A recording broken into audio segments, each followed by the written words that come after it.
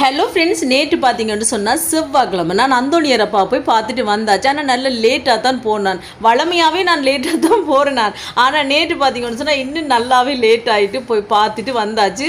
நேற்று என்னமோ தெரியாது, கன நாள் அவரை பார்க்காத மாதிரி இருந்துச்சு. ஆனால் இல்லை, போன செவ்வாய்க்கிழமையும் நான் போய் பார்த்துட்டு தான் வந்தேன். நான் இருந்தாலும் நேற்று போகும்போது அது என்னமோ நிறைய நாள் பார்க்காத மாதிரி ஒரு ஃபீலிங்காக இருந்துச்சு. அது ஏன்னுட்டு எனக்கு தெரியல.